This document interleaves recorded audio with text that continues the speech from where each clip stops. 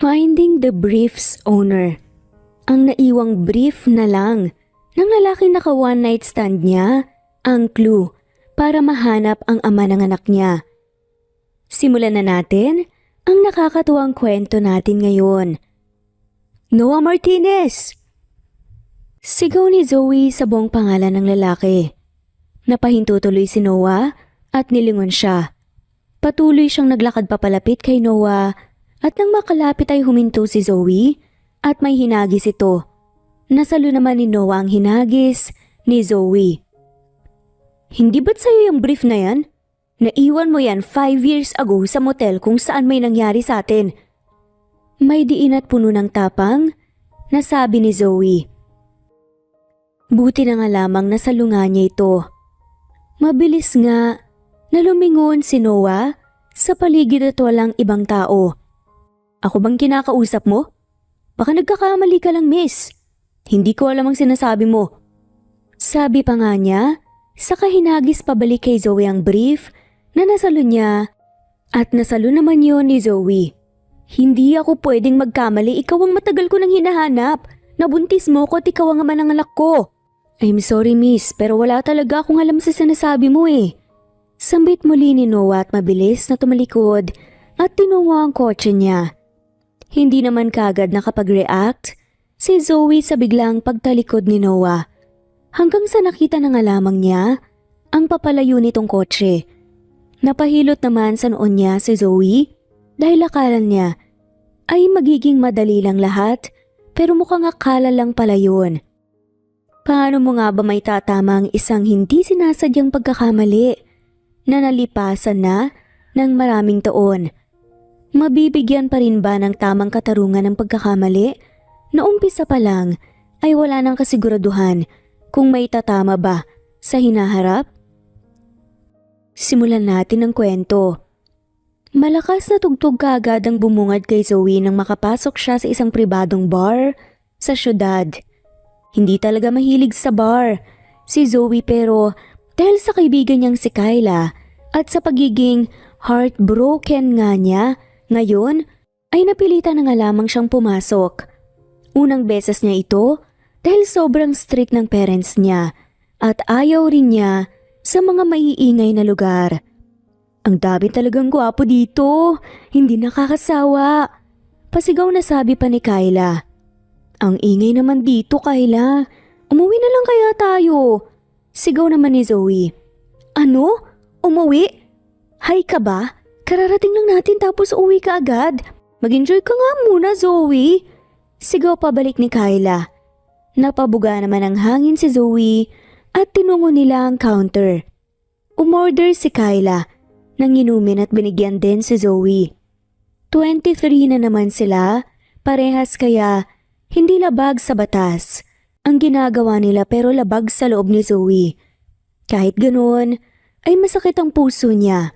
Kaya isinawalang bahala na nga lamang din niya ang nararamdamang labag sa kalooban niya. Ininom niya ang inumin na binigay ni Kyla at nagpadagdag pa ng 2. Ilang sandali lang ay bigla namang nawala sa tabi niya ang kaibigan at nagsasayaw sa gitna. Ano bang kalokohan to, Zoe? Naglalasing ka dahil sa isang walang kwentang lalaki? Nagiging walang kwenta ka na rin sa ginagawa mo. Bulong ni Zoe sa sarili. Napabuntong hininga na lamang si Zoe. Matapos ang ilang minuto, napagkatulala, nakaramdam naman siya ng pagkahilo. Unti-unti namang lumalabo ang paningin niya. Nagdesisyon na nga lamang siya na lumabas ng bar para makalanghap ng hangin dahil umiikot ang tingin niya sa tunog at ilaw ng loob ng bar. Hayan, mas maganda dito dahil sariwa ang hangin at medyo tahimik. Sambit ni Zoe habang naglalakad malayo-layo sa bar. Gabi na, miss. Huwag ka masyadong gumala dahil baka mapagtripan ka ng mga tao rito. Tasaad nga ng lalaki. Itinaas naman ni Zoe ang tingin niya at hindi maiwasang matuwa nang makakita ng isang lalaki sa harap niya na sobrang gwapo. Matangkad dito, may maamong mukha at mukhang hindi naman masamang tao. Anghel ka ba na bumaba ng langit? Susunduin mo na ba ako? Medyo lasing nang sabi ni Zoe. Muntikan siyang matumba pero nasalo siya nang lalakit na pasandal siya sa braso nito. Ang bango mo naman. Anong pangalan mo? Kilala mo ba ako? Tanong pa ni Zoe. Miss, mukhang lasing ka na. May kasama ka ba? Anong pangalan at baka matulungan kitang mahanap siya, kailangan mo nang umuwi. Sabi ng lalaki na concerned naman talaga sa kanya. Umuwi? Naku, ayoko munang umuwi. Huwag mo muna akong iuwi Ayokong umuwi. Pabulong na sabi ni Zoe. Napapikit-pikit pa nga. Matapos ang ilang sandali, tuluyan na nga siyang nakatulog. Napabuntong hininga naman ng lalaki. Saka kinarga si Zoe na parang bagong kasal at pinasok sa isang motel na katabi lang ng bar. Nag-check-in siya ng kwarto para may pagpahinga si Zoe. Nang maihiga si Zoe sa kama, ay aalis na nga sana siya nang kinulong ng mga braso ni Zoe ang leeg niya. Saan ka pupunta? Iiwan mo ba ako dito? Bakit palagi mo na lang akong iniiwan? Tanong nga ng lasing na si Zoe na hindi pa nahimasmasan sa alak. Nakamulat ng kaunti ang mga mata niya habang nagsasalita. Bago pa nakapagsalita ang lalaki, ay hinila ni Zoe ang leg nito papalapit sa kanya dahilan para magdampi ang labi nila sa isa't isa. Hindi naman nakakilos ang lalaki hanggang sa si Zoe na ang unang kumilos. Ang mga labi nito ay kumilos na tinawakan ng katawan ng lalaki. Hindi nakapagpigil ang lalaki at gumanti na nga rin sa ginagawa ni Zoe hanggang sa tuluyan nang may nangyari sa kanila. Mabilis ang pangyayari hanggang sa nagising na lamang si Zoe. Nahubot-hubad at wala nga siyang kasama sa kama.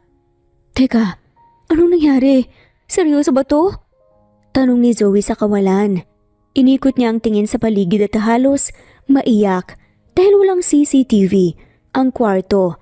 Mabilis siyang nagbihis kahit na humahapdi na nga ang gitna niya at tinungo ang counter. Miss, pwede niyo bang i-check ang CCTV?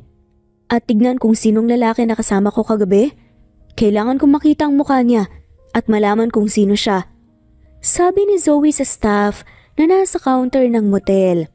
Bakit po ma'am? May problema po ba? Tanong nito.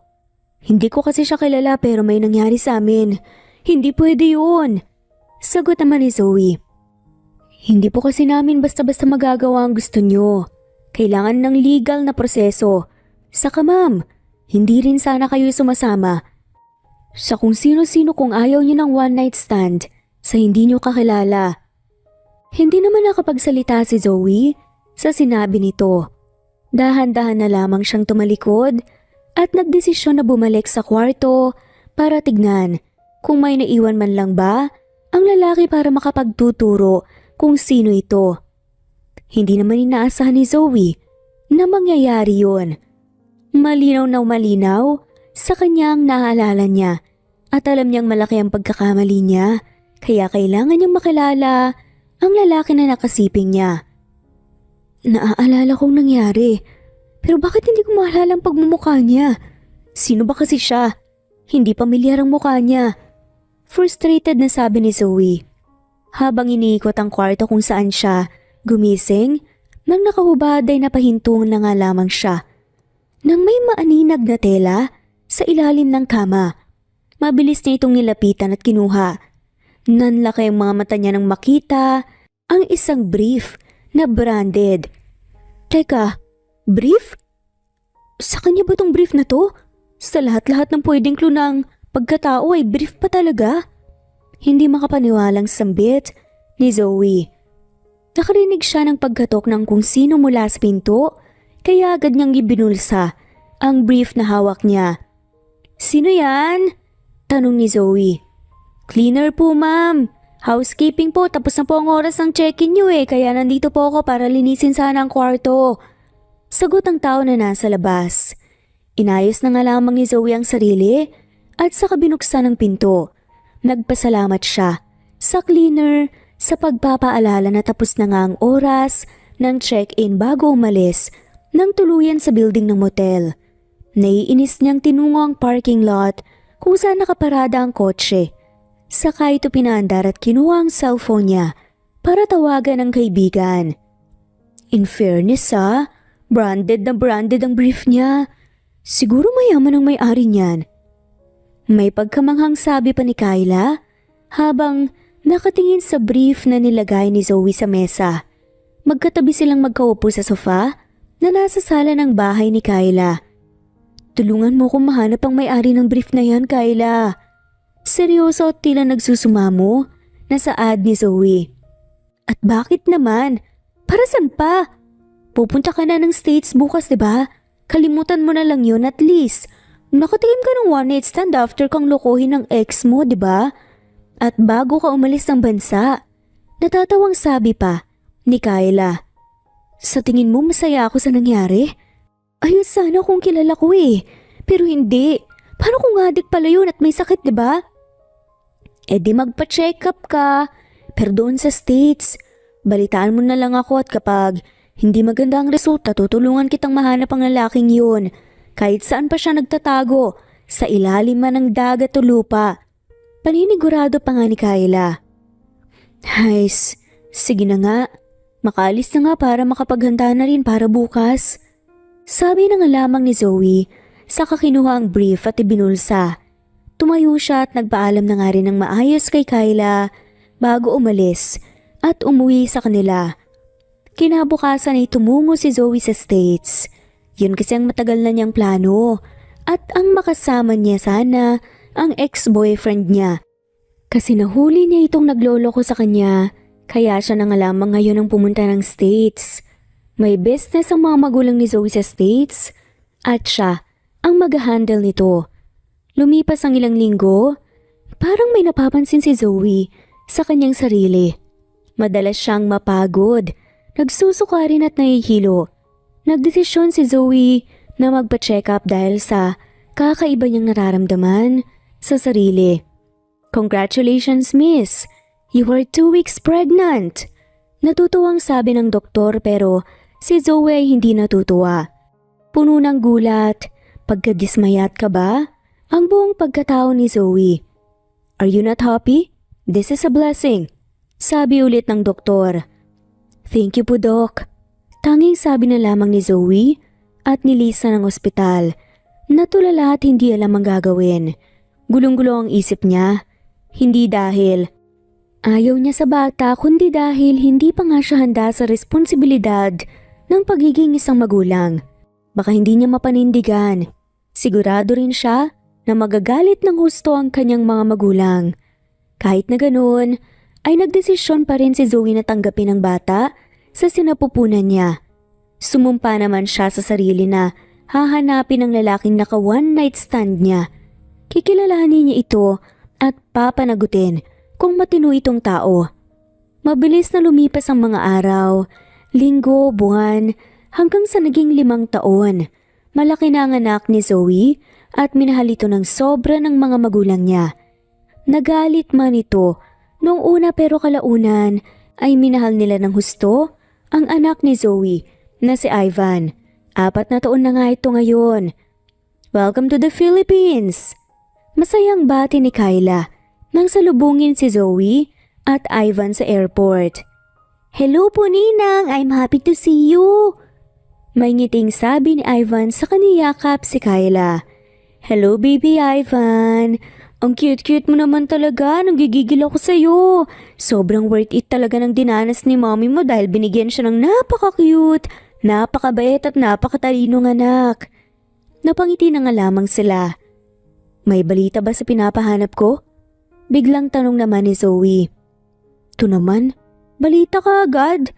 Wala bang kamustahan muna o kaya I miss you? Pabalik namang tanong ni Kyla. Pasensya na. Alam mo naman na yun ang sadya ko dito sa pag-uwi ko Sabi naman ni Zoe. Oo na, gets na kita pero pwede bang umuwi muna tayo bago natin pag-usapan yan? Magpahinga, ganun. Hindi na rin nagsalita si Zoe at tumango na nga lamang bago nila tinungo ang bahay ni Zoe sa Maynila. Kasalukuyang nasa States ang mga magulang ni Zoe at susunod na lamang ito sa kanila ng anak niya sa Pilipinas. Nang marating nila ang bahay ni na Zoe, ay pinaasikaso niya ang anak sa kasambahay nila na si Lerma para makausap din ang kaibigan. So yun na nga, may nakuha kong impormasyon. Sa pinapahanap mo nagdadalawang isip ako kung kaya mo bang i-push ang balak mo pero susuportahan kita kahit anong mangyari. Sabi pa ni Kyla. Huwag ka nang magpaligoy-ligoy pa, Kyla. Nalaman mo ba ang pangalan o address niya? Tumango naman si Kyla bago sumagot. Oo, Zoe.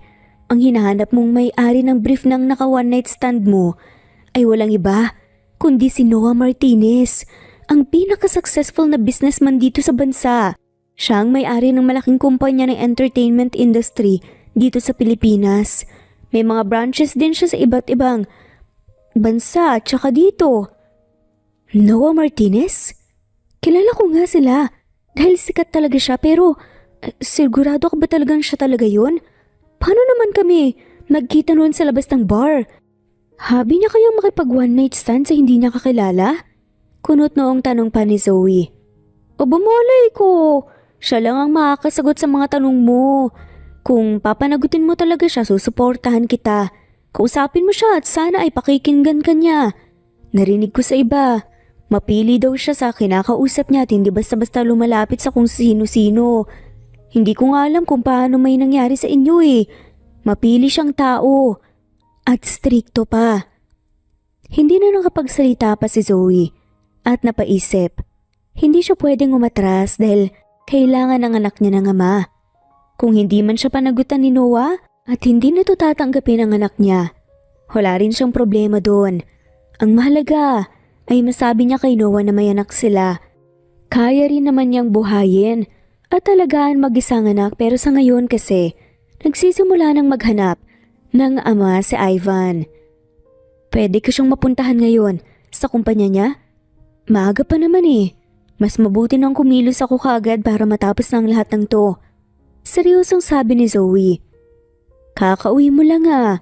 Pero kung ngayon ang gusto mo, hindi kita pipigilan. Mananatili muna ako rito para makapag-bonding kami ng inaanak ko. Mag-aalas 2 na ng hapon at nakapangtanghalian na nga naman sina Zoe, kaya pwedeng-pwede na nga siyang umalis.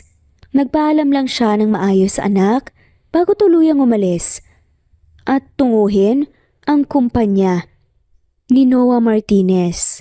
Ma'am, kailangan po talaga ng appointment bago niyo po makausap si Sir Martinez. Pag-uulit ng staff na nasa counter ng ground floor ng kumpanya ni Noah. Hindi niyo ba pwedeng sabihin na importante talaga? Emergency lang talaga. Pangungulit naman ni Zoe. Hindi po talaga mami. Bukod po doon ay kahit na ipilit ko ay baka ako ang mapahamak lalo na't hinanap ko ang pangalan niyo sa list of transaction ni Mr. Martinez. Pero wala akong nakita kahit isa. Hindi ako sigurado kung maniniwala ako. Nakakilala niya kayo. Pasensya na po talaga. Paghingi ng paumanhin ng staff. Sige. Pasensya na rin na. Naintindihan kita miss, salamat. Tanging sabi na nga lamang ni Zoe, saka lumabas na ng building. Naglakad siya papunta sa parking lot habang nag-iisip ng ibang paraan para makausap niya si Noah. Matapos ang ilang minuto na pag-iisip, ay sumagi naman sa isip ni Zoe ang party na magaganap sa susunod na araw. Ang party ay para sa mga successful business entrepreneurs at pili lang makakadalo. Sigurado siyang dadalo sa event si Noah. Ang problema ay 3 araw at 2 gabi ang event na magaganap sa isang resort.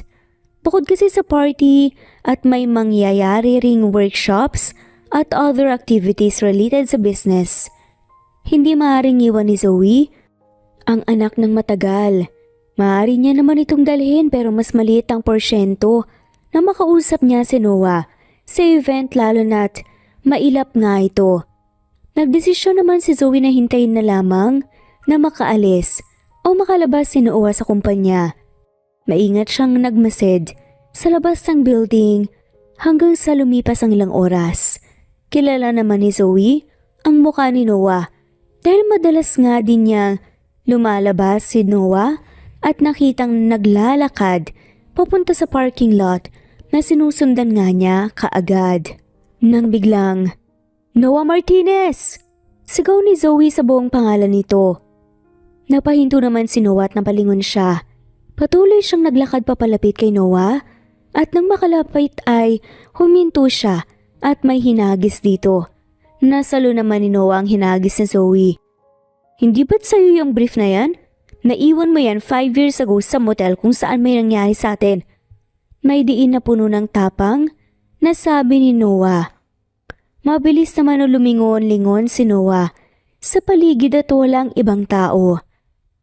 "Ako ba ang kinakausap mo? Baka nagkakamali ka lang at miss. Hindi ko alam ang pinagsasabi mo." Sabi niya sa kahinagis pabalik kay Zoe ang brief. Nasalo nga niya at nasalo naman ni Zoe. "Hindi ako pwedeng magkamali, ikaw ang matagal ko nang hinahanap. Nabuntis ako at ikaw ang ama ng anak ko." Sad ni Zoe. "I'm sorry miss. Wala talaga akong pakialam sa sinabi mo." Sabi ulit ni Noah at mabilis na tumalikod at tinungo ang kotse niya. Hindi naman kaagad nakapag-react si Zoe sa biglang pagtalikod ni Noah hanggang sa nakita na nga lamang niya ang papalayo nitong kotse. Napahilot naman sa noo si Zoe dahil akala niya ay magiging madali lang lahat, pero mukhang akala lang pala niya yun. Mabilis na tinungo ni Zoe ang sasakyan niya para sundan si Noah. Mabuti na lang at mabilis siyang nagmaneho kaya hindi nawala sa paningin niya si Noah at nasundan nga niya ito papunta sa bahay nito. Agad na bumaba ng kotse si Zoe nang makita na papasok si Noah sa isang malaking bahay. "Noah, kausapin mo muna ako. Kailangan ka ng anak natin. Huwag mo akong talikuran." Sigaw ni Zoe kay Noah. "Tigilan mo na ako miss. Hindi na maganda ang ginagawa mo. Ipapapulis na kita kapag nangulit ka pa ng husto sa akin." May pagbabantang sabi pa ni Noah. "Hindi mo ko mapagbabantaan at mas lalong hindi mo ako mapapalayo sa'yo dahil nagsasabi ako ng totoo. Ayoko manggulo. Gusto lang kita talaga makausap." Kalmadong sabi ni Zoe. "Busy akong type ng tao, kaya please, wag ako ang pagtripan mo. Iba na lang miss." Seryosong sabi ni Noah bago tuluyang pumasok sa gate ng bahay niya at isinara ito. Naiwan naman si Zoe sa labas at napabuga ng hangin. Medyo naiinis na siya pero kailangan niyang habaan muna ang pasensya niya. Matapos ang ilang sandali ay nagdesisyon na nga lamang siya na umuwi dahil dumidilim na rin. Pag-uwi niya, naabutan niya si Kyla na nakikipaglaro sa anak sa sala. "Oh, anong balita? Successful ba?"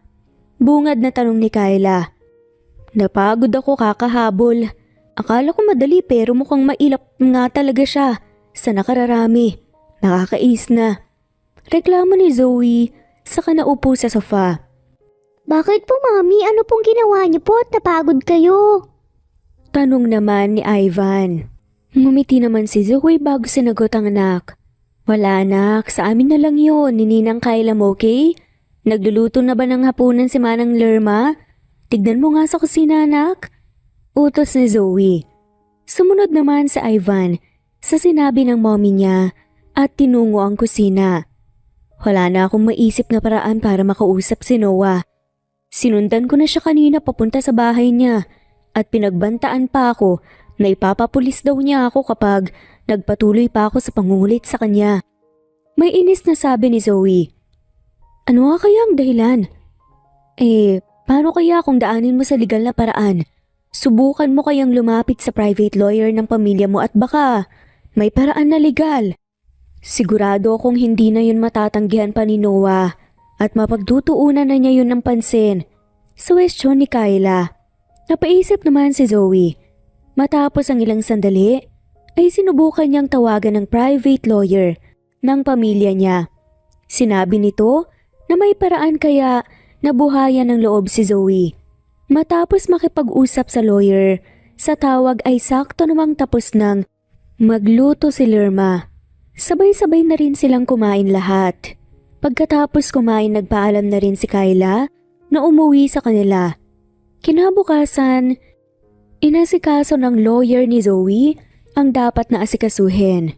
Tinawagan siya nito na makikipag-usap na si Noah sa kanya. "Mommy, saan po tayo pupunta?" Tanong ni Ivan habang binibihisan siya ni Zoe. "Naalala mo ba yung pangako ko sa'yo? Nagagawin ko lahat para makita mo ang daddy mo." "Ginagawa na ni mommy yun ngayon, anak. Gusto ko na mag-behave ka lang at maging tahimik sa mangyayari kanina. Sundan mo si mommy dahil gusto ko rin na maging masaya ka at mabigay ang kugustuhan na makilala mo ang daddy mo." May lambing na sabi ni Zoe sa anak. Agad namang tumango si Ivan. Opo, Mommy. Magpapakabait po ako at makikinig po sa inyo. Paniguradong sabi naman niya. Ngumiti si Zoe sa kahinalikan sa noo ang anak. Matapos itong bihisan, ay siya naman ang nagbihis. Matapos nilang magayos, ay nilisan na rin nila ang bahay at tinungo ang kumpanya ni Noah kung saan sila mag-uusap. Pagdating sa kumpanya, ay naghihintay na ang attorney ni Zoe na si Jack. Agad din nilang tinungo ang opisina ni Noah kung saan nakita nila itong naghihintay. May kasama din itong lalaki na kung hindi nagkakamali si Zoe ay ito ang attorney rin ni Noah.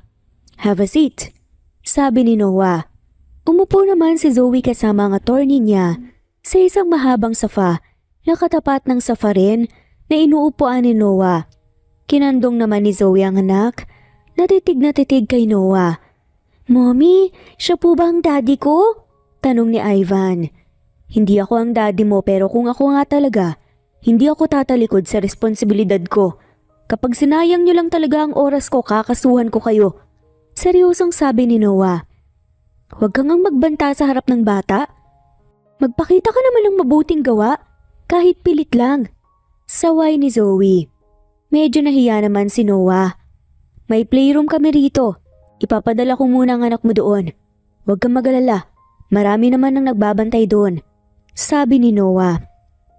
Ayaw rin ni Zoe na marinig ng anak ang buong pag-uusapan nila dahil baka mapunta sa hindi maganda ang pag-uusap kaya hindi na rin siya umangal pa sa offer ni Noah. Inutusan nito ang sekretarya niya na dalhin si Ivan sa playroom at bantayan. Masunurin naman si Ivan at sumama rin sa sekretary. "Isa lang ang paraan para matapos ang lahat ng to. Magsasagawa tayo ng DNA test. At anuman ang maging resulta, saka natin ipagpapatuloy ang anumang gusto niyong gawin. Maaari rin kayong gumawa ng kasulatan ngayon. Bago ang resulta, mag-usap kayo at magdesisyon. Nasang-ayon sa isa't isa." Panimulang sabi ni Attorney Noah. "Tamang-tama lang. Gumawa na kami ng listahan ng kondisyon kapag sumang-ayon sa amin ang resulta." Sabi naman ni Jack sa attorney ni Zoe. "Magiging responsable kang ama kay Ivan. Yun lang ang pinakasentro ng gusto kong mangyari. Kapag napatunayan na anak mo nga siya." Seryosong sabi ni Zoe. "Walang problema basta kapag naging negatibo naman ang resulta, ay kakasuhan kita ng fraud at haharapin mo yun," sabi ni Noah. "Deal!"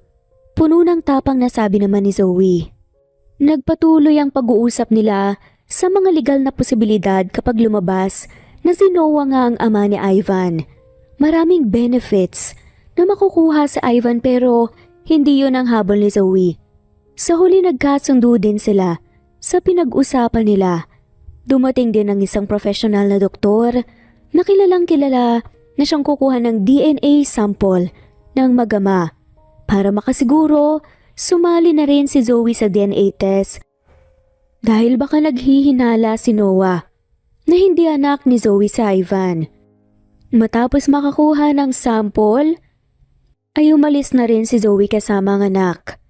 Hindi naman nangulit ng tanong si Ivan at naging behave lang ito hanggang sa makauwi sila. "Hello apo ko, sobrang namiss ka namin ng lolo mo," bungad ng mom ni Zoe na si Carmen at niyakap ng mahigpit si Ivan. "Ang aga niyo atang nakauwi. Akala ko next week ka pa," tanong ni Zoe. "Nalaman namin ng tungkol sa isang malaking event ng mga businessman. Kailangan na may pumunta sa atin At ikaw ang pupunta. Kami naman ng mom mo ang maiiwan para alagaan ang nag-iisa at pinakamamahal naming apo. May ngiti namang sagot ng dad ni Zoe na si Alan. Seryoso? Wala naman sana akong balak na pumunta eh. Ang dami kong iniisip at hindi ko alam kung ma-enjoy ko ba ang event na yan. Walang ganang sabi ni Zoe. Malungkot kami na marinig yan anak. Pero importante kasi ang event at kailangan dumalo ang pamilya natin. Hayaan mo na, para naman kay Ivan lahat ng ginagawa mo. At nandito naman kami para tulungan at suportahan ka palagi. Sabi ni Carmen. Talaga po? Bakit hindi na lang po kayo ang pumunta ni Dad para naman makapag-date po kayo kahit papaano? Matanda na kami para sa mga bagay na yan, Zoe. Saka ano pa ang silbi ng pagpapamana namin ng yaman namin sa'yo kung hindi mo naman gagampanan ang role mo? Sigurado naman akong naiintindihan ng anak mo ang gagawin mo. Hindi ka naman mawawala ng time sa kanya. Katwiran ni Alan. Tama po si Lolo, Mommy. Ayos lang sa akin. Nagkaroon din naman po tayo ng time. Masaya din naman po ko. Nakasama sina Lolo at Lola. Puno ng ngiti na sabi naman ni Ivan. Talaga? Naku, ang bait naman talaga ng batang anak ko. Nagigigil na sabi nga nito. Hindi na nagsalita pa o umangal si Zoe. Sa kabila ng lahat ay palaging mas mananaig ang pagpapasalamat at utang na loob niya sa mga magulang niya. Mahal na mahal niya ang pamilya niya ngayon at kung hindi lang dahil sa anak niya ay wala rin talaga siyang balak na makipag-ugnayan muli sa naka one night stand niya noon na si Noah. Mabilis na lumipas ang mga araw hanggang sa sumapit na nga ang event na pupuntahan ni Zoe.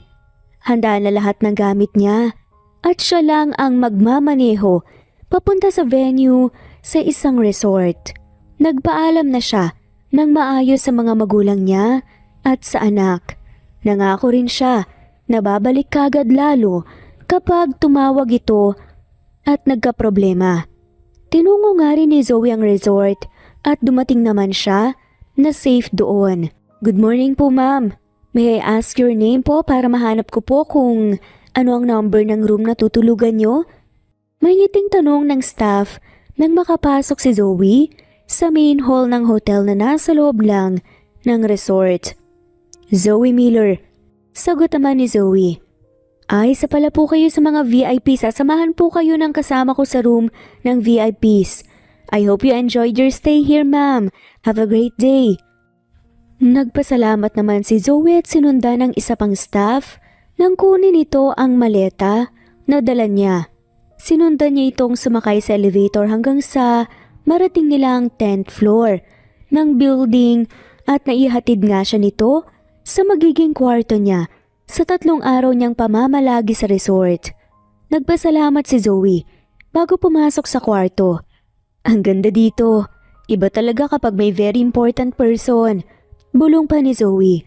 Saka nagsimula ng magayos ng iilang gamit. Matapos makapagayos ay nagdesisyon siya na matulog na nga muna dahil maaga pa at mamayang gabi pa mag-uumpisa ang workshop nila. Nagising din si Zoe nang sumapit na ang hapon. Nakaramdam siya ng gutom kaya nagdesisyon siya na magbihis dahil gusto niya rin na maligo sa dagat. Susulitin niya ang pagpunta niya nga rito. Suot niya ang puting short at tube na crop top nang palabas sa building na hotel. Naglakad-lakad siya para makahanap ng makakain. May pagkain naman sa hotel pero gusto niyang kumain ngayon ng ordinaryong pagkain lang. At hindi mga pagkain na sosyal at luto ng chef. Nakakita rin naman siya ng kainan na nagtitinda ng maraming native Filipino foods. Isang bulalo po saka isang cup din po ng kanin. Order nga ni Zoe at nagbayad na rin. Makalipas ang ilang minuto ay sinerve din naman ang bulalo at sobrang natatakam na siya kaya nagsimula na nga rin siyang kumain. Zoe, is that you? Napahinto naman si Zoe sa pagkain at tinangat ang tingin niya sa nagsalita. Agad naman siyang sumimangot ng makilala kung sino ang lapastangan na kumausap sa kanya. Binalik niya ang atensyon sa pagkain at sumubo ulit. Anong kailangan mo? Tanong ni Zoe habang sumusubo. It's been 5 years. Hindi mo pa ba ako napapatawad? Mukhang naging maayos ka naman ngayon ah. I'm happy to see you again. May ngiting sabi ni Sebastian, ang ex-boyfriend ni Zoe, na siya ring dahilan kung bakit siya nag-bar noon at naka one night stand pa ang sikat na si Noah. Ano naman sa'yo ngayon? Masyado ka yatang feeling close ha? Labayan mo nga ako. Sinisira mo ang gana ko sa pagkain. Pagtataboy ni Zoe. Huwag ka naman ganyan sa akin. Para naman wala tayong pinagsamahan. Wala naman akong masamang intensyon na. Masaya lang talaga ako na makita ka ulit. Sana hindi pa huli na maging magkaibigan tayo kahit papaano. Napabuntong hininga si Zoe. Hindi na naman kasi siya bitter at kilala niya rin si Sebastian. Narealize din niya na may kasalanan siya sa breakup nila noon. Nawawala na rin kasi siya ng time para kay Sebastian noon kaya siguro ito humanap ng iba. Matagal na rin yun at nagpapasalamat pa nga si Zoe na nangyari yun dahil kung hindi, wala siyang Ivan ngayon. Oo na, dami pang sinasabi. Kamusta ka na? Anong balita sa'yo? Kababalik mo lang ba dito? Tanong ni Sebastian. Ayos lang, humihinga pa rin. Sarkastiko namang sagot ni Zoe. Nakapag-asawa ka na ba? Boyfriend? Ano namang pakialam mo kung may boyfriend na ako o nakapag-asawa? Pabalik namang tanong ni Zoe. Wala naman. Gusto ko lang makasigurado na masaya ka na ngayon dahil sobrang nagsisi at nakonsensya ako noon sa ginawa ko. Dismayadong sabi ni Sebastian. Napatigil naman si Zoe. Alam niya na hindi lang siya ang nasaktan sa nangyari sa kanila noon. Nire-report kasi ni Kyla sa kanya kung paano umiiyak at naglasing si Sebastian dahil humingi ito ng tulong kay Kyla para magkaayos sila pero huli na, ayaw na ni Zoe. Kalimutan mo na ang nangyari, Seb. Mag-focus ka na lang sa ngayon.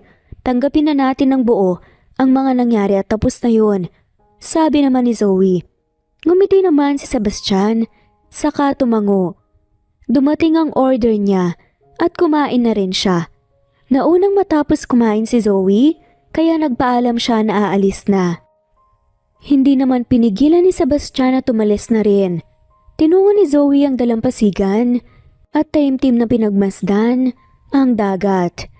Walang naliligo sa napili niyang spot. Lumayo siya sa mga naliligo na nasa unahan. Pinakiramdaman niya pa nga ang hangin na dumadampi sa makinis niyang balat habang nakapikit ang mga mata.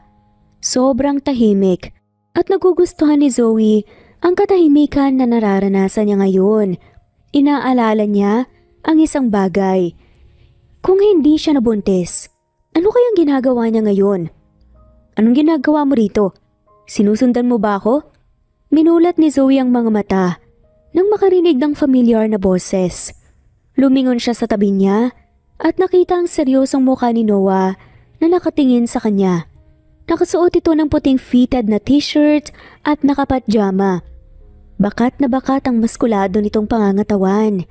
Magulo ang buhok pero napakagwapo pa rin ito. Hindi na rin nagtataka pa si Zoe kung bakit marami ang babaeng naghahabol rito. Binabalatan mo ba ako ng buhay sa isip mo?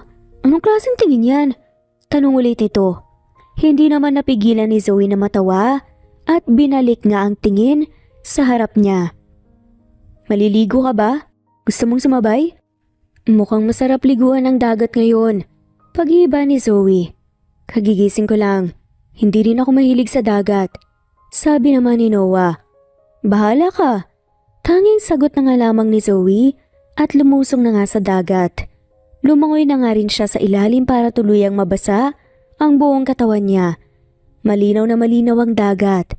Nakikita ni Zoe ang mga paa niya sa ilalim kahit na hindi niya ilubog ang ulo niya sa tubig. Sigurado ka bang hindi ka maliligo? Ang sarap kaya ng tubig, hindi ka ba marunong lumangoy? Pasigaw na sambit ni Zoe dahil nasa unahan si Noah at nakatayo lang habang pinapanood siya. Hindi sumagot si Noah at nanatili lang na nakatingin kay Zoe. Matapos ang ilang sandali, Umahon naman si Zoe, saka lumapit sa kinaroroonan ni Noah. Naging bato ka na ba dyan?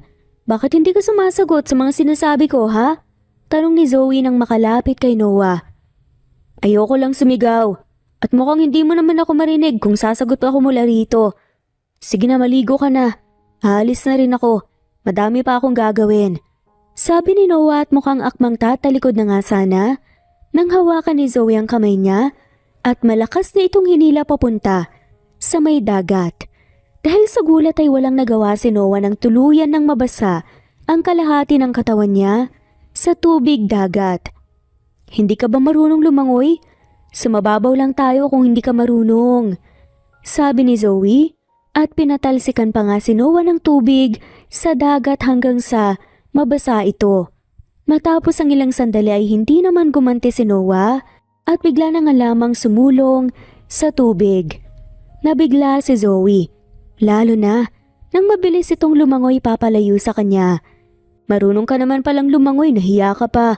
Pasigaw na sabi ni Zoe matapos makalangoy si Noah. Wala naman akong sinabi na hindi ako marunong ah. Pasigaw na sambit naman ni Noah. Tumawa naman si Zoe dahil sa sinabi nito na hindi ito sumisigaw, pero ngayon ay sumisigaw na. Bakit biglang umulan? Hindi naman mukhang uulan kanina. Ilang sandali pa na bigla sila nang bumuhos ang ulan. Mabuti pa. Umahon na tayo at baka magkasakit pa tayo sa ulan. Sabi nga ni Zoe. Mabuti pa nga. Sige, mauna ka na. May kailangan pa akong puntahan. Sabi ni Zoe, pero ang totoo, umiwas nga siya dahil mukhang hindi pa siya lubusang kilala ni Noah at hindi nito alam na kasama siya sa workshop. Wala naman siyang balak na magtago. May pupuntahan naman talaga siyang importante. Lumalakas na ang ulan. Hindi ba pwedeng ipagpabukas mo na lang yan? Tanong pa ni Noah. Hindi eh. Kita-kits na lang, sige bye. Kumaway pa si Zoe at mabilis na umalis. Tinungo niya ang karinderya na kinainan niya kanina at nag-take out. Nagustuhan niya kasi ang luto dito kaya bumili siya ng iba pang putahe na kakainin.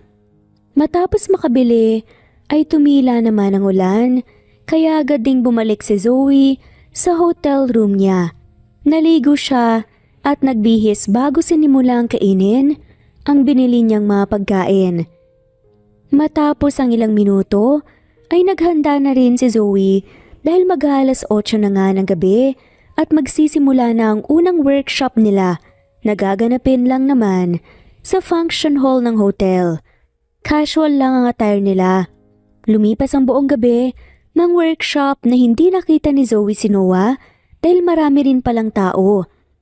Mas nag-focus din naman si Zoe sa mga presentations at mga impormasyon na makukuha niya para sa kumpanya niya. Natapos ang gabi at nagsibalikan na rin sila sa mga room nila. May kumakausap kay Zoe na kilala talaga siya sa industriya ng negosyo. Kasali ang kaibigan niya sa event pero sa party na raw ito dadalo. Yun din sana ang balak niya pero pinilit siya ng magulang niya na pumunta mula sa unang araw dahil gabi lang naman ang workshop at sa umaga ay makakapag-aliw siya sa sarili. Mabilis na lumipas ang oras hanggang sa sumapit din ang party na hinihintay ng lahat. Hindi na nakita ni Zoe si Noah kaya nagtaka siya, baka busy ito sa isip niya. Hello Beshi, I really miss you.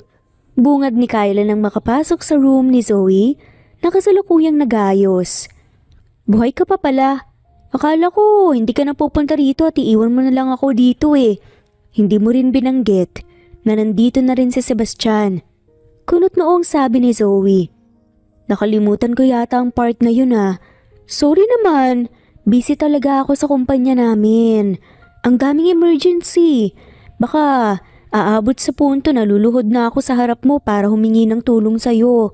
Pagrereklamo ni Kyla sa nangyari sa kanya. Nakabihis na siya pero binuksan niya ang bag niya para mag-retouch. Pasalamat ka talaga at naiintindihan kita. Mag-relax ka muna dyan. May 30 minutes pa naman bago magsimula ang party. Sabi naman ni Zoe. Nagpatuloy si Zoe sa pag-aayos hanggang sa nagbihis na rin siya at natapos din. Tara na, akala ko pa naman matutulog ka pero panay ang kalikot mo sa cellphone mo. Bakit pupunta ba ang fiancé mo rito? Nakapamewang na tanong ni Zoe. Hindi eh, kaya nga inaaway ko ngayon sa text. Naintindihan ko naman na busy siyang tao, pero trip ko lang naman siyang awayin ngayon, sabi ni Kyla. Napailing-iling na lamang si Zoe. Hindi ko nakita si Noah sa workshops. Pupunta kaya siya ngayon sa party? Biglang tanong ni Zoe habang naglalakad sila papunta sa function hall. Aba malay ko. Teka, tinamaan ka na ba dyan kay Noah ha? Alam ko namang gwapo siya at ama siya ng anak mo. Kaya you go girl, support ako dyan. Natatawang sabi ni Kyla. Tumigil ka nga Kyla. Masama na bang magtanong ngayon? Kung ano talaga ang pumapasok sa isip mo no? Hoy, huwag ka namang guilty ka agad, nagbibiro lang eh. Hindi na pinansin pa ni Zoe ang pinagsasasabi ni Kyla. Hanggang sa tuluyan na nga silang makarating sa function hall. Red and black ang theme ng party. Suot naman ni Zoe ang pulang tube bodycon long dress na may mahabang slit, habang si Kyla naman ay naka-black haltered long dress. Hulmang-hulmang katawan ni Zoe na parang hindi dumaan sa panganganak. Marami naman ang tumitingin sa kanya dahil maputi rin siya at talagang lumalabas ang ganda niya sa suot niya. Nagpaalam naman sa kanya si Kyla na may kakausapin itong mga ibang bisita sa party.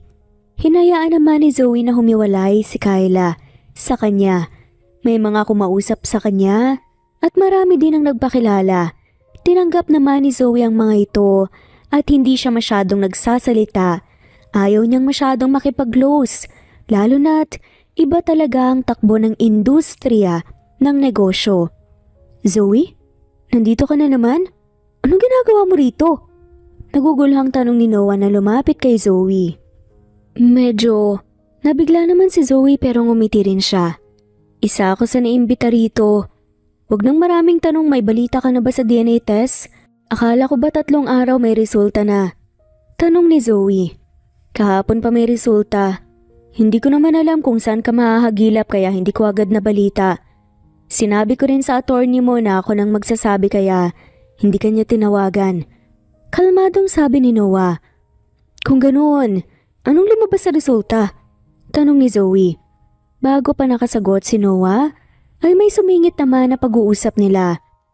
Noah? Is that really you? Finally nakita rin kita dito, I've missed you so much. Sabi ng isang babae na hindi familiar kay Zoe. Sofia? Anong ginagawa mo rito? Akala ko ba nasa States ka? Gulat na tanong ni Noah. Si Sofia lang naman ang ex-girlfriend ni Noah. At ito ang pinaka-iniiwasan niyang makita dahil obsessed na obsessed ito sa kanya. Nakipaghiwalay siya rito matapos itong tumungo sa States at ngayon lang ito nakabalik. Umuwi ako to settle things between us. We have to talk, Noah. Seryosang sabi ni Sofia. I'm sorry pero hindi ko pagbibigyan ng hiling mo, Sofia.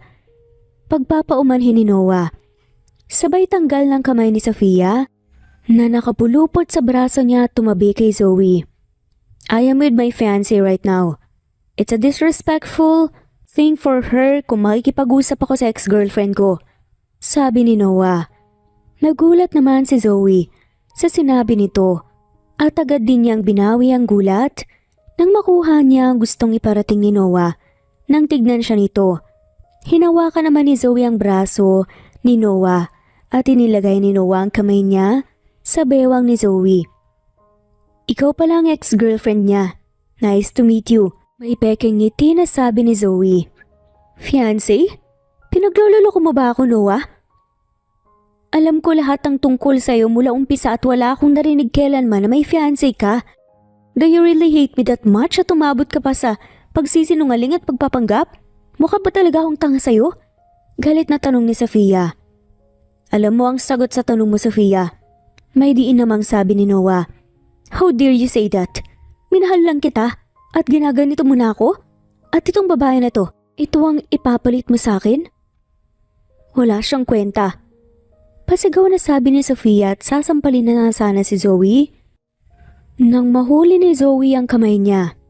Hindi mo ko kilala, pero ang lakas ng loob mo na subukang sampalin ako. Kung may galit ka kay Noah, siya ang awayin mo. At kung galit ka rin talaga sa akin, bigyan mo ng hiya ang sarili mo. Dahil maraming tao rito. Kung wala ka namang hiya, sige, ipagpatuloy mo ang balak mo. May halong pagbabantang sabi ni Zoe. Sa kabinagsak ang kamay ni Sofia, nahawak niya. Nagulat naman si Sofia at ganun din. Si Noah sa pagiging matapang ni Zoe. Mabilis naman na hinila ni Zoe si Noah palayo kay Sofia. Sa sulok kung saan hindi sila makikita. Ano na? Ano ang resulta ng DNA test? Tanong ni Zoe kay Noah. Hindi naman agad nakapagsalita si Noah dahil sa biglaang nangyari. Binalik din niya ang sarili sa reality at sinagot ang tanong ni Zoe. Lumabas na ang resulta at totoo nga ang sinasabi mo. Positibo ang result ng DNA test, anak ko nga sa Ivan.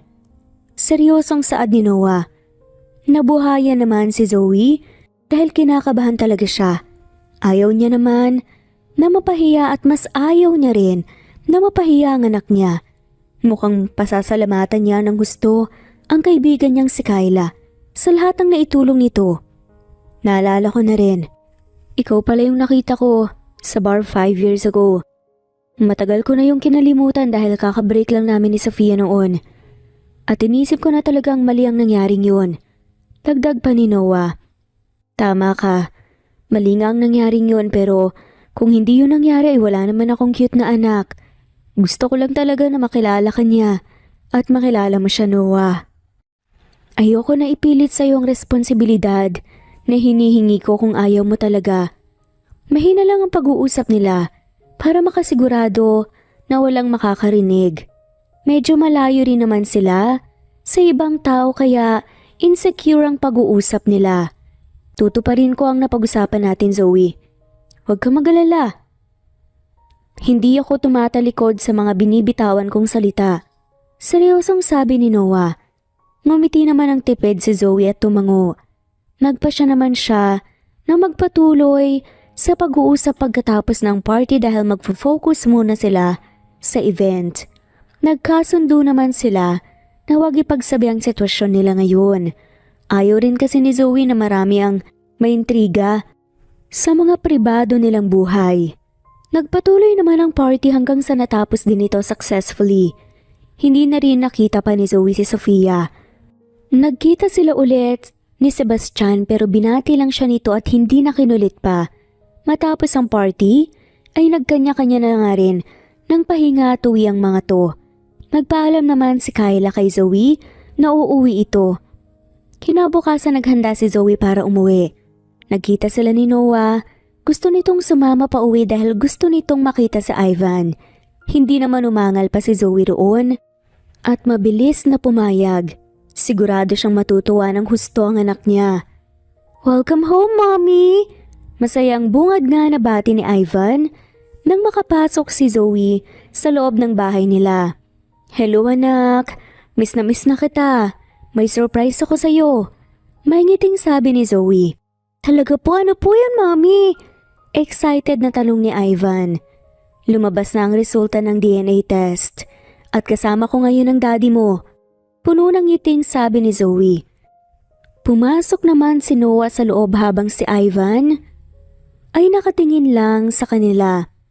Hindi mo ba yayakapin ang daddy mo? May ngiting tanong ni Noah. Walang pagdadalawang isip na tumakbo si Ivan palapit sa kanya at niyakap siya ng mahigpit. Kinarga naman ni Noah si Ivan sa kahinalikan nito sa noo at niyakap. Teka, tama bang rinig ko? Daddy? Siya nga man ni Ivan? Tanong ni Carmen. Anong ginagawa mo rito? Ang lakas ng loob mo na magpakita pa sa pamamahay namin matapos mong buntisin ang anak ko at hindi pa nagutan ng ilang taon. Galit naman na sabi ni Alan, ang ama ni Zoe. Akmang susugurin niya nga sana si Noah nang humarang kaagad si Zoe. Bago po kayo magalit, hayaan niyo po muna ako magpaliwanag, okay? Medyo magulo po kasi talaga kaya hindi ko sinabi kaagad sa inyo ang totoo. Sabi ni Zoe. Ako nang magpapaliwanag ng lahat sa mga magulang ko. Dalhin mo muna si Ivan sa playroom at maglaro kayo doon. Sabi ni Zoe kay Noah. Hindi na rin umangal pa si Noah at sinunod ang sinabi ni Zoe. Bakit mo siya pinaalis? Dapat na siya magpaliwanag ng lahat-lahat sa amin. Frustrated na sabi ng ama nito. Pinaupo naman ni Zoe ang mga magulang niya sa sofa bago ito kinausap. May kasalanan si Noah dahil hindi siya nakapagpigil ng sarili. Pero mas may kasalanan po ako sa nangyari. Ako po ang lumapit sa kanya 5 years ago. Sinuway ko po kayo. Nagpakalasing ako sa isang bar at nakita ko si Noah doon, may nangyari sa amin. Paliwanag ni Zoe. Ano? Nababaliw ka na ba? Pinagtatakpan mo ba ang lalaking yun? Hindi makapaniwalang tanong ni Carmen. Totoo po ang sinasabi ko, ma'am.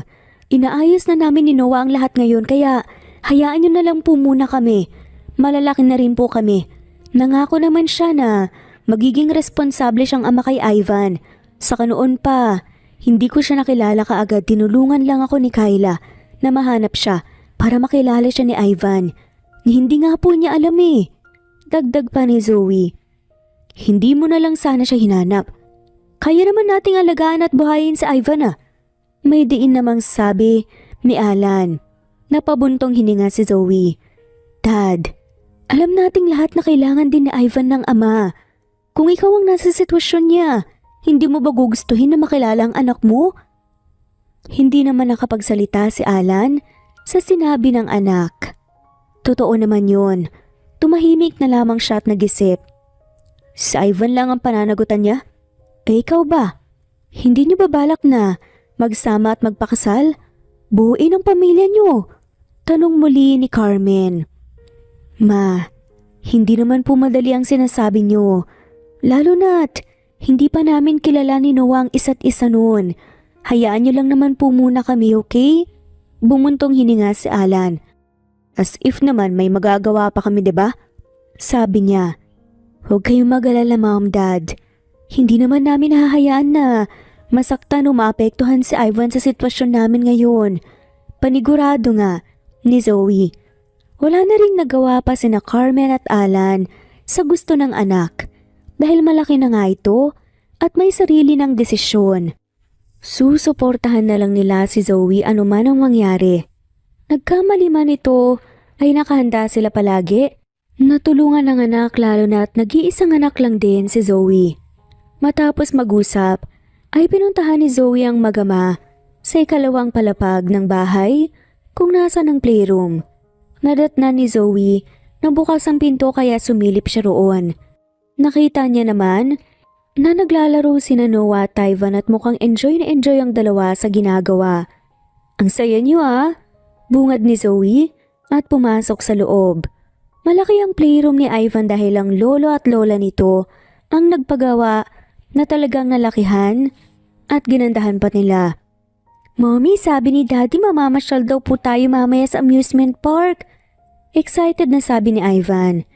Talaga? Sige, magandang plano yan. May ngiti namang sabi ni Zoe. Nakikita niya na nakakasundo na ng anak niya si Noah. Nanatili si Noah sa bahay ni na Zoe at hindi umalis sa tabi ng anak nila hanggang sa sumapit ang hapon. Naghanda na sila para umalis at mamasyal sa malapit lang na amusement park. Kahit na nagdadalawang isip at napipilitan, ay pinilit pa rin pinakita ng mga magulang ni Zoe na nakasuporta sila sa anak nila. Ayusin mo ang kilos mo, tingatan mo ang anak katapo ko. May pagbabantang sabi ni Alan kay Noah. Makakaasa po kayo, sir. Sabi naman ni Noah. Tama na, Dad.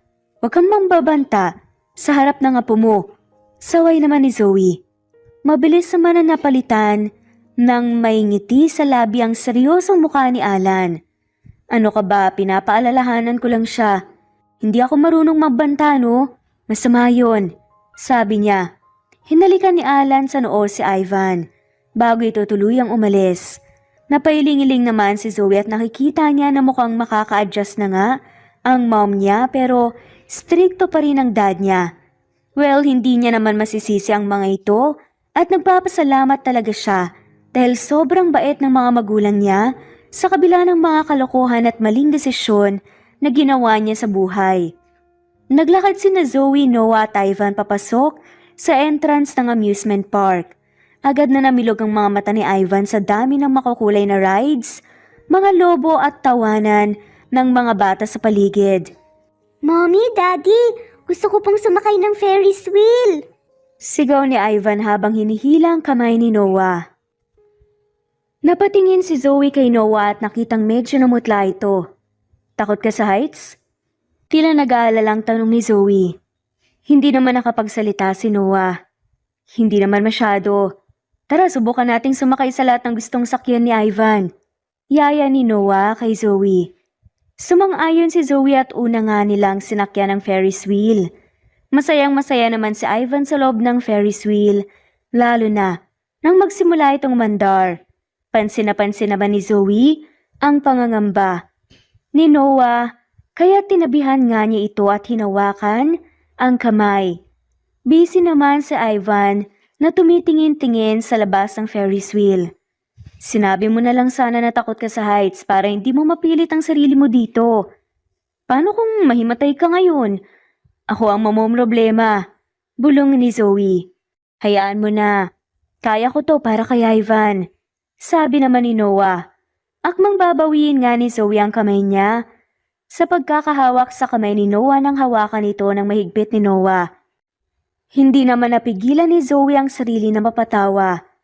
Hindi naman niya pinansin ni Noah at kinausap na nga lamang sa Ivan na sobrang nag-enjoy. Pagkatapos ng Ferris wheel pumunta sila sa carousel kung saan masayang sumakay sa Ivan sa kabayong paikot-ikot. Tinutulungan siya ni Noah na nakasakay rin ng kabayo habang si Zoe naman ay nakatingin lang sa baba at natutuwa nga sa nakikita niya. Masaya ka ba, anak? Tanong ni Zoe sa anak habang hinahaplos ang buhok nito. Opo, Mommy, masayang-masaya po. Sagot ni Ivan na puno ng kasiyahan sa kanyang mga mata. Nagpatuloy pa ang kanilang pamamasyal sa iba't ibang rides at booths. Si Noah naman sinasabayan si Ivan sa halos lahat ng laro na nag-enjoy rin sa ginagawa niya. Matapos ang ilang rides, ay pumunta sila sa food court at bumili ng paborito ni Ivan na cotton candy at fries. Tumabi si Noah kay Zoe habang kinakain nila ang kanilang snacks. Salamat at pinabigyan mo kaagad ako na makasama si Ivan. Sabi ni Zoe kay Noah habang tinitignan ng anak na habalang kinakain ng cotton candy na hawak nito. Masanay ka na dahil palagi na itong mangyayari. Sabi naman ni Noah. Talaga? Hanggang kailan naman? May kanya-kanya tayong buhay, Noah. Makakaya kaya natin na ganito palagi hanggang sa lumaki sa Ivan? Tanong nga ni Zoe at tumingin kay Noah. Ang layo naman ang iniisip mo. Hindi po pwedeng mag-focus muna tayo sa nangyayari ngayon? Pabalik namang tanong ni Noah. Ngumiti naman si Zoe saka tumango. Oo nga eh. Advance ko na yata mag-isip. Ito kasi talaga ang nakuha ko sa pagiging ina ni Ivan. Inuunahan ko na ang kinabukasan niya. At ang naghahanap ng posibilidad na makakatulong sa kinabukasan niya. Sabi niya, huwag kang mag-alala, Zoe. Hindi ka na naman mag-iisa ngayon eh. Nandito na ako, tutulungan kita. Sabi ni Noah. Tumango naman ulit si Zoe at hindi na nga nagsalita pa. Pagkatapos ng kanilang pagkain, sinubukan pa nilang maglaro ng mga booth games. Natapos ang araw na may mga laruan at stuffed toys nga si Ivan at sobrang saya nila. Maraming salamat, Noah. Sobrang nag-enjoy si Ivan ngayon. Pagpapasalamat ni Zoe matapos maihiga ni Noah si Ivan sa kama nito. Pinatay niya ang ilaw at lumabas. Walang problema yun, Zoe. Tatawagan na lang kita kung kailan ulit ako may oras para madalaw ko ulit sa Ivan. Baka bukas ay pupunta ako rito kahit saglit lang. Sabi naman ni Noah. Tumango lang si Zoe at hinatid na palabas ng bahay si Noah. Umuwi na rin ito, kaya nagpahinga na nga rin si Zoe sa kwarto niya. Medyo napagod siya pero worth it pa rin lahat ng pagod na nararamdaman niya. Bukas ay panibagong araw na naman. Maagang gumising si Zoe para magluto ng agahan nila. Aalis nga ang mga magulang niya kaya nagpasya siya Naipasyal ang anak na si Ivan sa malapit lang na park para makalanghap naman ito ng hangin sa labas at makasalamuha ang ibang bata. Makipaglaro ka lang anak, dito lang ako sa may bench. Babantayan kita mula dito. May ngiting sabi ni Zoe. Sige po, mommy. Excited naman na sabi ni Ivan. Saka tumakbo na papunta sa may swing. Nakangiti siyang pinagmasda ng anak na nakikipaglaro na sa ibang bata na nasa park. May ilang magulang din sa paligid. Kitang-kita ni Zoe na ibang-iba na nga ang ngiti ni Ivan ngayon kumpara noon. Hiling niya ay sana magpatuloy na nga ang saya nila ngayon, lalo na't masaya rin siya na makasama nga si Noah. Napailing-iling si Zoe at napahawak sa dibdib. Nang lumakas ang tibok nito, hindi kaya ang kakaiba ang nararamdaman niya ngayon habang naiisip si Noah ay iba na ang kahulugan. Gusto na ba nga niya si Noah? Ito ang naiisip niya. Zoe, harapin mo kung babae ka. Napalingon kaagad si Zoe nang makarinig ng pagsigaw ng pangalan niya. Agad naman siyang nagulat nang makita ang papalapit sa kanya na si Sofia. Napatayo nga siya sa kinauupuan niya. Anong ginagawa mo rito? Anong kailangan mo sa akin?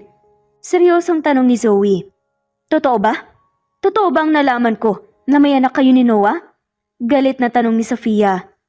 May anak? Saan mo naman napulot ang impormasyon na yan? Hindi ko alam ang sinasabi mo, Sofia. Huwag mo nang ipagkaila pa, Zoe. Nakita ko ang DNA test result paper sa kwarto ni Noah, umamin ka na. Magsasalita na nga sana si Zoe nang bigla namang nagsalita ang anak na hindi niya napansin na lumapit. Mommy, ano pong nangyayari? Tanong ni Ivan. Agad na napatingin si Sofia kay Ivan. Siya ba? Siya ang anak niyo ni Noah? Hindi makapaniwalang tanong ni Sofia at pinagmasdan ng maigi si Ivan. Nakita niya naman ang pagkakahawig ni Ivan kay Noah. Tumigil ka na, Sofia. Si Noah ang kausapin mo. Huwag akong awayin mo. Kalmadong sabi ni Zoe. Layuan mo si Noah. Kung ayaw mong magkagulo tayo, Zoe. Kakalimutan ko ang pag-uusap natin na to. Basta't lumayo kayo sa kanya. Ano man ang kailangan nyo, pera, kayamanan o bahay, sabihin nyo lang. Ako mismong magbibigay. Magpapakalayo-layo kayo at huwag nang magpapakita kay Noah dahil hindi mo talaga magugustuhan ang gagawin ko kung hindi ka susunod. Kung hindi lang din magiging akin si Noah, ay hindi rin ako papayag na mapunta siya sa kahit na sino. Seryoso at puno ng pagbabanta na sabi ni Sofia. Huwag mong ipahiya ang sarili mo at ubusin ang dignidad mo para lang sa bagay na wala kang kasiguraduhan. Sofia, bukod doon, malakas ang loob mo na may kapag-away sa akin. Hindi mo pa nga ako buong kilala eh. Wala akong pakialam, Zoe. Mahal ko si Noah at gagawin kong lahat maibalik lang ang pagmamahal niya sa akin. Si Noah ang kausapin mo at huwag ako dahil wala kang mapapala sa akin. Tanging sabi na nga lamang ni Zoe bago kinarga ang anak at tinungo ang kotse niya. Umalis sila sa park at umuwi na. Mommy, sino po yun? Kilala niya po si Daddy? Tanong ni Ivan. Hindi ko alam anak. Hayaan na lang natin ang daddy mo. Nasikasuhin ang dapat niyang asikasuhin, okay? Tumango naman si Ivan. Sumapit ang hapon at dumalaw si Noah. Walang sinabi o kinilos na kakaiba si Noah, kaya hindi na rin binanggit ni Zoe ang nangyaring pagsugod sa kanya ni Sofia sa park. Ayaw niya na rin na lumaki pa ang gulo at hanggang sa kaya niya ay mananahimik na lang siya. Lumipas ang ilang araw na natili si Zoe sa bahay nila at dumadalaw naman palagi si Noah sa anak nila. Busy rin si Zoe sa pag-aasikaso sa kumpanya nila sa States Online. Madami siyang ginagawa pero nabibigyan niya pa rin ng oras ang anak. Ako nang magliligpit dito sa kusina, Manang Lerma. Pakibisan na lang po si Ivan ng pantulog, sabi ni Zoe. Sumunod naman kaagad si Lerma, kakatapos lang nila na maghapunan. Naiwan naman si Zoe sa kusina kasama ang mom niya. Tutok na tutok ka sa laptop mo ah. Hindi mo ba nabalitaan ang nangyari ngayon kay Noah? Tanong ni Carmen sa anak. Nagsimula lang naman pong maghugas ng pinagkainan si Zoe. Hindi ko alam. Wala namang binanggit si Noah, ano bang nangyari? Pabalik namang tanong ni Zoe. Kalat na online at sa business industry na may anak siya sa isang babae na hindi kilala. Binabatikos na nga siya ng partners niya sa negosyo dahil nasisira ng issue ang kumpanya niya. Mayumatras na nga rin at pinutol ang komunikasyon nila kay Noah. Sagot ni Carmen. Napahinto si Zoe. Tapos, gusto niyo na tulungan ko siya? Tanong niya. Wala ka bang balak na tulungan ng ama ng anak mo? Nakikita namin na mabait siyang tao. Paano kaya kung isa publiko niyo na ang ugnayan niyo para matapos ang issue? Ugnayan? Anong klaseng ugnayan ang meron kami, Mom? Nagkakasundo lang kami dahil anak namin si Ivan. Yun lang po yun. Mas dadami po ang issue kapag nilabas namin ang katotohanan. At ano? Sasabihin ng mga tao na bunga si Ivan nang hindi inaasang pagkakamali? Ayoko po na dumating sa puntong yun. Pwede niyo naman pong baguhin ang kwento at itama ang lahat. Hindi ba't handa si Noah na sa responsibilidad niya kay Ivan? Kasama ka sa responsibilidad na yon, anak. Magpakasal kayo at subukan yung itama ang mali niyo. Wala namang masamang sumubok. Makahulog ang sabi ni Carmen. Hindi na sumagot si Zoe kaya napabuntong hininga na lang si Carmen at nagpaalam na magpapahinga na. Matapos maghugas, ay pinuntahan na rin ni Zoe ang anak para patulugin ito. Nakatingin lang si Zoe sa natutulog na si Ivan. Gagawin ko ang lahat para sa iyo, anak. Susubukan kong ibigay sa iyo ang buong pamilya na matagal ko na nga ring pinangarap kasama ka. Bulong ni Zoe. Hinalikan niya sa noo ang anak bago lumabas sa kwarto nito. Tinungo ni Zoe ang kwarto niya. Binuksan niya ang laptop para tingnan ang issue na sinasabi ng mom niya tungkol kay Noah. Habang nagbabasa, ay napunta naman siya sa kung sino ang puno at dulo ng issue.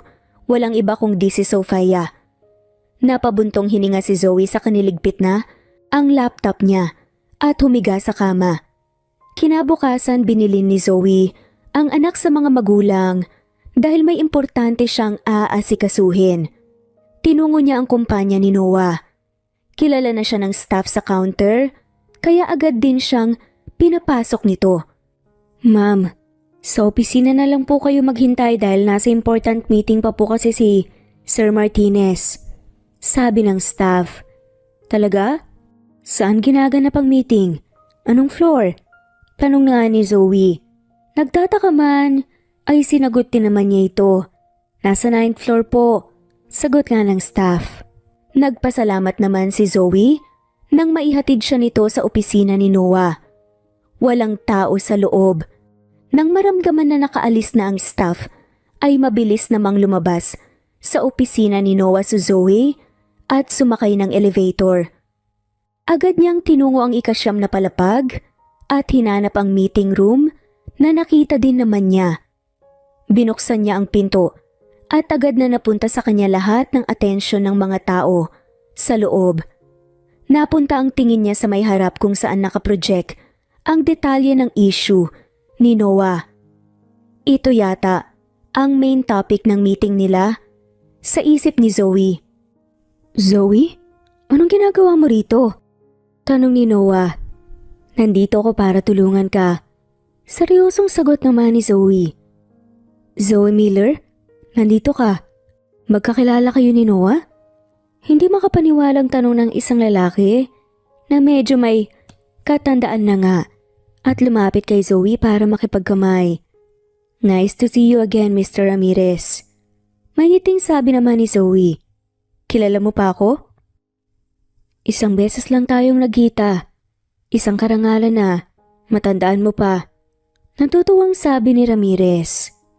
Zoe Miller, siya po bang kilalang batang businesswoman sa labas ng bansa? Gulat na tanong naman ng isang lalaki na hindi katandaan. Ikaw si Zoe Miller? Biglang tanong ni Noah at napatayo mula sa kinauupan niya kaya lumapit kay Zoe. Hindi mo ba talaga ako kilala? O nagpapanggap ka lang na hindi ako kakilala? Kunot noong tanong ni Zoe kay Noah. Hindi ko inalam ang buong pagkatao mo. Tanging sabi naman ni Noah. Tumango-tango naman si Zoe. Magsasalita na nga sana siya nang may bigla na namang pumasok na dalawang tao, babae at lalaki. Noah, may anak ka na? Totoo bang nasa articles? Bakit hindi namin yun alam? Bungad na tanong ng babae. Iharap mo sa amin ang anak mo na apo namin at ang babaeng nabuntis mo ngayon na. Seryosong utos naman ng lalaki. Mom, Dad, anong ginagawa niyo rito? Gulat na tanong ni Noah. Mabilis niyang hinila ang mga magulang palabas ng meeting room. Sumunod naman sa kanila si Zoe. Nandito kami para makilala ang apo namin. Anong masama doon? Bakit mo siya tinatago? Tanong ng mom ni Noah na si Celine. Mahabang kwento po, ma'am. Hindi na sana kayo umuwi dito galing France. At bakit hindi? Malapit ka lang mamulubi dahil sa issue mo ngayon na kailangan na ring masolusyonan. Isa publiko mo na ang mag-ina mo at kami nang bahala sa consequences. Sabi naman ng dad ni Noah na si Joshua. Bago niyo po pagalitan si Noah, hayaan niyo pong ipaliwanag ko sa inyo ang buong sitwasyon. Biglang singit naman ni Zoe. At sino ka naman? Tanong ni Joshua. Nanlaki ang mga mata ni Celine at napatakip sa bibig niya. Mabilis niyang pinatabi si Joshua para makalapit kay Zoe at hinawakan ang kamay nito. Ang ganda-ganda mo, iha. Sabihin mo ikaw bang nabuntis ni Noah? Puno ng ngiting tanong ni Celine. Opo. Ako nga po pala si Zoe Miller. Masaya akong makilala kayo. May galang na pagpapakilala ni Zoe. Zoe Miller. Parang narinig ko ng pangalan na yon. Pagtatakang sabi ni Joshua. Alam mo ang mabuti pa, mag-usap tayo. Mukhang marami kang dapat na sabihin sa akin. Ano man ang problema niyo ngayon, ng anak namin ay aayusin natin. Sabi ni Celine at hinila si Zoe papunta sa kung saan. Sumunod naman si Noah at Joshua. Nag-usap silang lahat tungkol sa issue ni Noah at kung paano ito masosolusyonan. Paano kaya kung magpakasal na lang kayo? Buuin niyo ang pamilya niyo at suportahan namin kayo. Hindi naman siguro ahadlang ang mga magulang mo, hindi ba Zoe? Suwestyon ni Joshua. Tinatanong pa ba yan? Ang mabuti pa ay pupuntahan na namin sila ngayon para makausap namin sila ng masinsinan. Sabi naman ni Celine. Hindi naman napigilan ni Noah at Zoe. Ang dalawa nang nagpumilit nga ito na makausap ang mga magulang ni Zoe. Wala nang nagawa si Zoe kung di samahan ang mga ito sa bahay nila.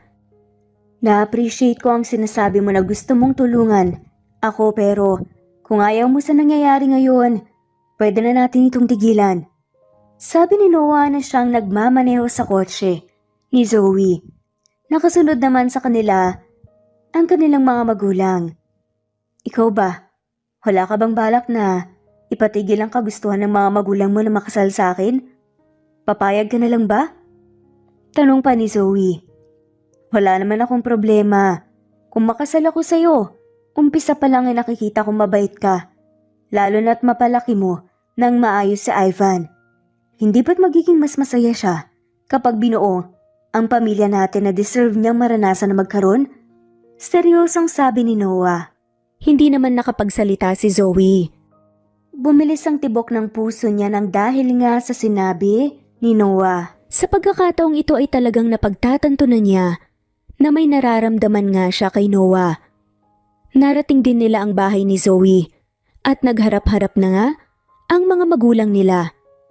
Nagkasundo sila na ipakasal ang dalawa at para sa kapakanan ni Ivan ay susubukan nila ang makakaya nila na mabigyan ng buo at masayang pamilya ang anak.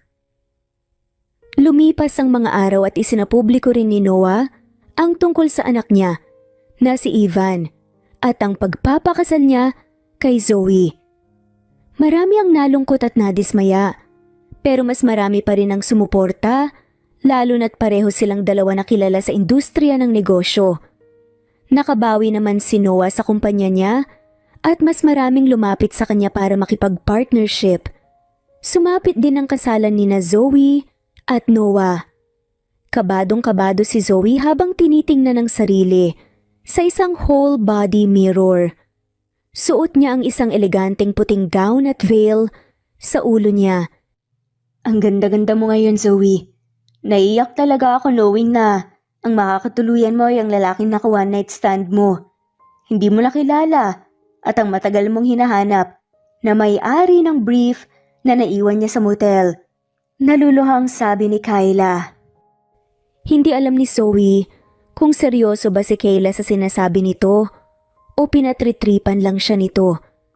Mukhang sincere naman ang kaibigan niya, kaya hinayaan na lang din niya itong magdrama. Salamat sa'yo. At nakilala ko si Noah, Kayla. Sa tingin mo, tama kaya ang desisyon na napili ko? Wala naman akong siguraduhan kung may feelings ba si Noah sa akin o baka napipilitan lang siya dahil may anak kami. Sabi pa nga ni Zoe. Sila lang dalawa ni Kayla na nasa kwarto niya. Tinutulungan siya nito na maghanda at mag-ayos ng sarili niya. Hindi ko masasagot ang tanong mo, Zoe. Ang masasabi ko lang ay, panindigan mo ang desisyon mo, nandito na ako. Atras ka pa ba? Kahit ano man ang mangyari sa hinaharap, ay nakasuporta pa rin ako sa'yo. Natouch naman si Zoe kaya nyakap niya ang kaibigan.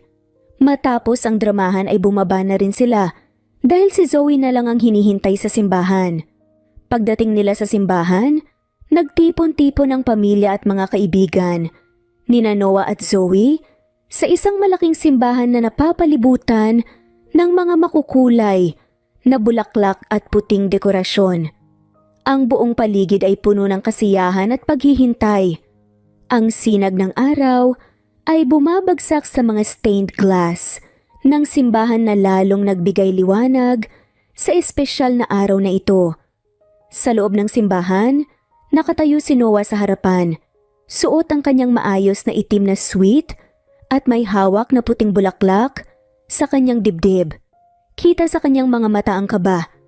Katabi niya ang kanyang best man at matalik na kaibigan habang hinihintay ang pagdating ng kanyang magiging asawa. Nagsimulang tumugtog ang mga instrumento ng organ at violin. Hudyat na paparating na ang bride. Pagtunog ng Here Comes the Bride, unti-unting bumukas ang pintuan ng simbahan at lumitaw si Zoe sa kanyang mahaba at eleganteng puting gown. Ang belo niya'y napakalambot at ang kanyang buhok ay inayos ng perpekto. Ang kanyang mga mata ay titig na nakatingin kay Noah na nasa dulo ng altar. Sinalubong si Zoe ng kanyang dad at mom at magkahawak kamay silang naglakad sa aisle. Dinig na dinig ang mga bulungan ng paghanga sa paligid habang papalapit si Zoe kay Noah. Tandaan mo anak, hindi ka namin pinipilit ng mom mo sa kasal na ito kaya kung tutol ang damdamin mo, ay pwede ka pang tumalikod at tumakbo. Bulong naman ni Alan. Tigilan mo nga ang anak mo, Alan. Malaki na sila kaya hayaan mo na. Mabait naman si Noah at alam kong matututunan niya rin na mahalin yun.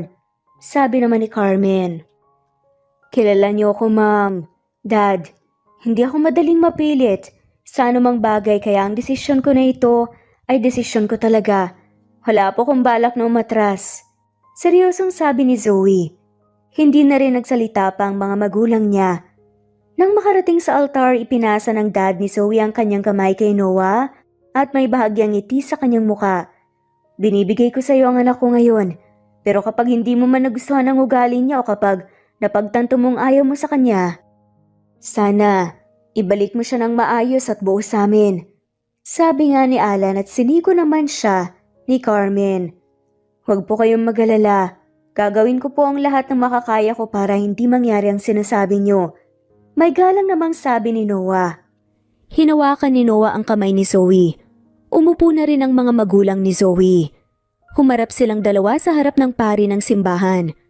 Magsasalita na sana ito para umpisahan ang seremonya nang makarinig sila nang malakas na sigaw mula sa may pinto ng simbahan. Itigil ang kasal! Lahat ng atensyon ay napunta sa babaeng sumigaw.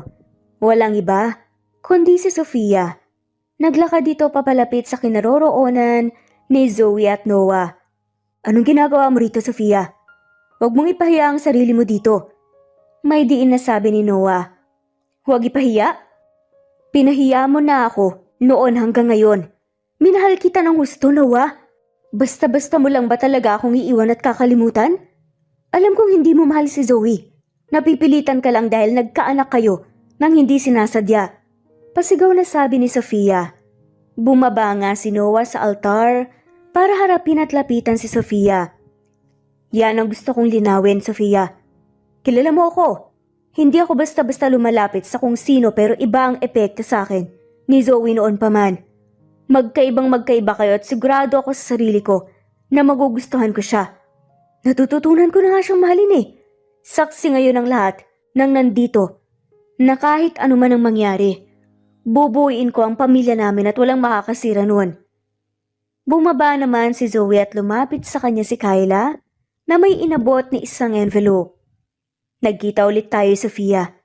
Hinanap kita talaga dahil may regalo ako sa'yo. Nangiting sabi ni Zoe at inabot kay Sofia ang envelope. Kinuha naman yun ni Sofia at binuksan. Isang papel ang nasa loob na may sulat. Ano to? Naguguluhang tanong ni Sofia.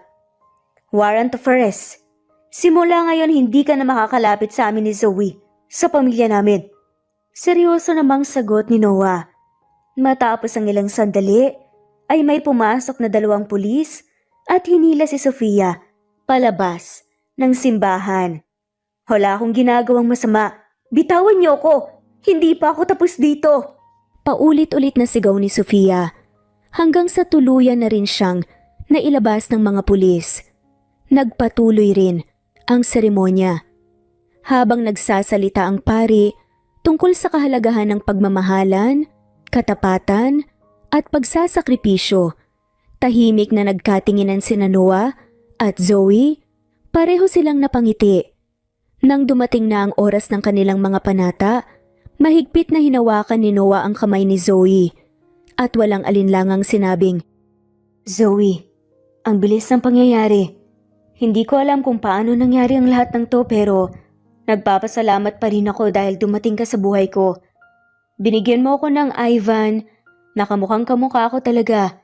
Hindi ako mangangako na palagi kitang mapapasaya. Ang ipapangako ko lang ay aalagaan kita sa abot ng mga kaya ko.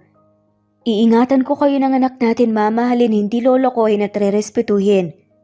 Ngumiti naman si Zoe at binigkas din ang panata niya kay Noah. Pangako ko na magiging kapanalig at kasama mo ko palagi, Noah. Ano man ang mangyari, makikipagtulungan ako sa lahat ng bagay para sa kapakanan ng pamilyang bubuin natin. Sisikapin ko na mas mahalin ka sa hinaharap hanggang dulo.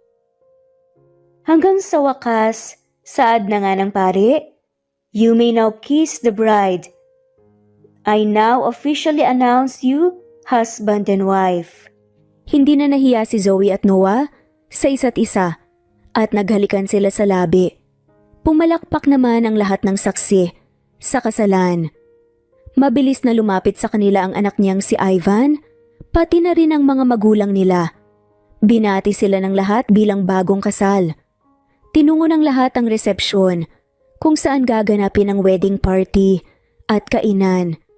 Masaya ang lahat na nagsalo-salo sa magarbong handaan ng bride at groom. Cheers para sa bagong kabanata na papasukin natin.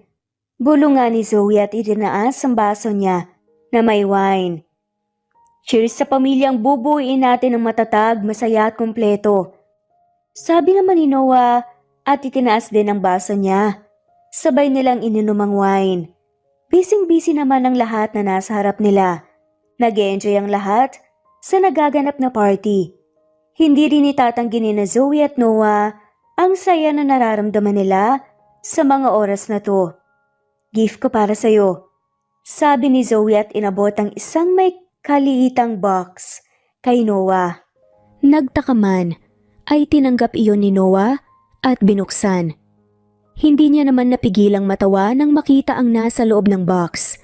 Iyon ay ang brief niya na naiwan sa motel 5 years ago at tinago talaga iyon ni Zoe. Bakit ka tumawa? Dahil sa paghubad mo ng brief mo, nabuo si Ivan kaya isuot mo yan. Lagi para wala nang susunod na mabuo pa. Sabi nga ni Zoe. Natatawa na nga lamang ito. Talaga? Sayang naman nag-prepare pa naman ako ng gusto para sa honeymoon natin. Pabirong sabi ni Noah. Naku, tigil-tigilan mo nga ako, Noah. Napapangiti na nga lamang na saad ni Zoe. Tumawa lang si Noah at binalik na rin nila ang focus sa event hanggang sa successful din itong natapos. Dumaan ang maraming araw, linggo, buwan at taon, naging matatag ang pamilyang binuo ni Noah at Zoe at mas lumaki pa ito at mas naging masaya. Napatunayan ng dalawang bida na maitatama ang isang hindi sinasadyang pagkakamali kahit matagal na itong lumipas sa pamamagitan ng paghingi ng tunay na kapatawaran at pagiging bukas sa lahat ng maaring pag-usapan ukol dito. Mahalaga ang pagkakaroon ng pagpapakumbaba at pagtanggap ng responsibilidad sa nagawang pagkakamali. Sa ganitong paraan, may tsansa pa rin na mabigyan ito ng tamang katarungan kahit na walang kasiguraduhan kung maitatama pa ito sa hinaharap. Ang pag-aayos ng relasyon at ang pagbibigay linaw sa mga nasangkot ay maaring magdala ng kapanatagan at muling pagbuo ng tiwala na maaring humantong sa magandang kinabukasan. Sa lumipas nga ng mga panahon, naging matatag nga ang samahan ni Noah at Zoe. Sino ba naman ang mag-aakala na mabubuo ang kanilang wagas na pagmamahalan nang dahil sa naiwang brief? At naging masaya pa ang kanilang pamilya. At dito na nga po nagtatapos ang kwentong pagmamahalan ni Noah at Zoe. Maraming salamat po sa lahat ng mawalang sawang sumusubaybay at shout out po sa inyo. I-comment lamang po kung gusto nyong magpa-shout out. Muli ito ang Cat Amazing Stories PH. Thanks for listening and God bless everyone.